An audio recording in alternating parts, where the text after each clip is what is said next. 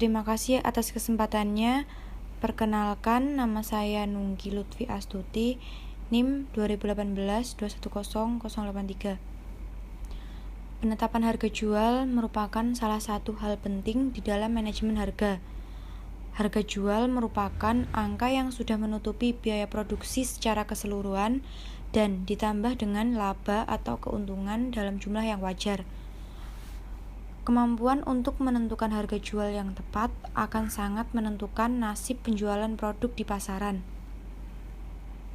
Hal tersebut tentunya untuk mencegah tidak lakunya barang produksi di pasaran. Terdapat beberapa hal yang harus diperhatikan dalam menetapkan harga jual di pasaran. Tetapi di sini saya akan membahas tentang kualitas dan inovasi produk. Faktor kualitas dan inovasi produk perusahaan merupakan faktor yang penting dan berpengaruh dalam menetapkan harga jual suatu produk. Apabila produk yang dijual berkualitas tinggi dan mempunyai inovasi yang bagus, maka harga jual yang ditetapkan dalam produk tersebut bisa tinggi dan kemungkinan bisa lebih tinggi dari harga pasaran. Penetapan harga tersebut juga harus bisa menutupi biaya produksi yang dikeluarkan untuk menghasilkan produk yang berkualitas tersebut. Sebaliknya, jika produk yang dijual dengan kualitas yang pas-pasan atau mungkin kurang dan dengan inovasi yang sederhana, maka tidak mungkin Anda menetapkan harga jual yang tinggi, karena konsekuensi yang akan Anda dapat adalah produk tersebut akan tidak laku. Karena di zaman modern saat ini, masyarakat akan lebih memilih mana yang memiliki kualitas dengan harga yang seimbang pula. Contohnya produk Apple. Mungkin semua sudah mengetahui produk Apple jelas memiliki kualitas yang bagus dan tidak diragukan lagi. Belum lama ini, Apple mengeluarkan produk terbarunya yaitu iPhone 11 Pro Max yang dijual dengan harga yang cukup tinggi di pasaran. iPhone ini juga dibekali inovasi yang sangat menarik, yaitu 3 kamera belakang. Berbeda dengan iPhone yang sebelumnya.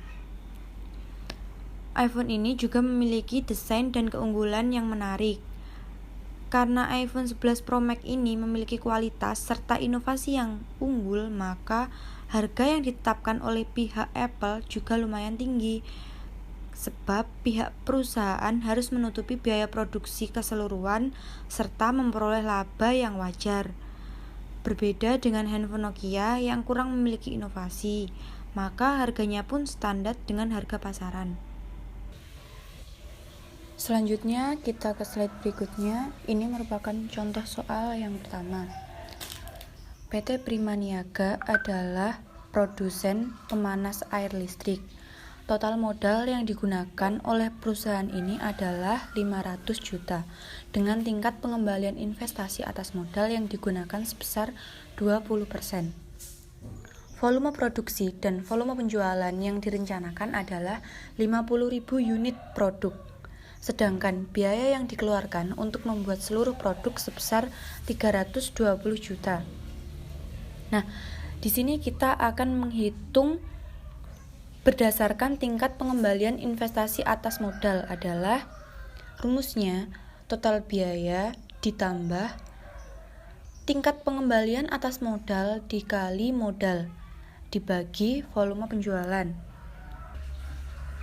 Harga sama dengan 320 juta ditambah 20% dikali 500 juta dibagi 50.000 sama dengan 8.400 rupiah. Bisa kita ketahui bersama, harga jual per unit pemanas air listrik berdasarkan tingkat pengembalian investasi atas modal ialah 8.400 rupiah. Nah, ini merupakan metode penetapan harga berdasarkan biaya atau contoh perhitungan berdasarkan penghitungan biaya. Untuk contoh di bawah ini, informasi biaya modal tidak digunakan, sehingga perhitungannya adalah sebagai berikut. Harga sama dengan total biaya ditambah tingkat pengembalian atas modal dikali total biaya dibagi dengan volume penjualan. Harga sama dengan 320 juta ditambah 20% dikali 320 juta dibagi dengan 50.000 unit sama dengan Rp7.680. Jadi, harga jual produk berdasarkan biaya adalah sebesar Rp7.680 per unit produk. Dalam hal ini, perusahaan dapat melakukan analisis sensitivitas dengan mengganti markup sebesar 20% dengan angka lain. Besarnya markup juga dapat disesuaikan dengan karakteristik produk ataupun rata-rata industri. Nah, ini merupakan contoh soal yang kedua, yaitu seorang kontraktor bangunan menghitung bahwa untuk membangun dan menjual 5 buah rumah yang sejenis akan dikeluarkan sejumlah biaya dengan rincian sebagai berikut. Biaya material sebesar Rp25 juta, biaya tenaga kerja sebesar Rp10 juta, biaya lain-lain seperti sewa kantor, penyusutan, alat-alat, gaji pimpinan, dan lain sebagainya sebesar Rp5 juta, sehingga jumlah total biaya adalah Rp40 juta. Apabila ia menghendaki laba sebesar 20% dari total biaya, maka harga jual total sama dengan biaya total dikali laba yang dikehendaki dikali biaya total.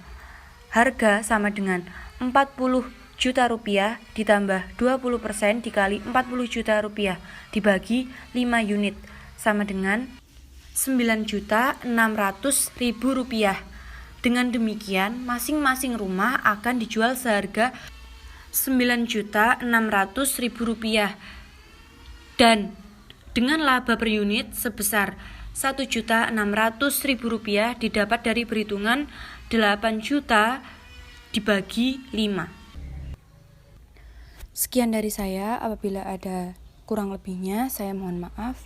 Terima kasih.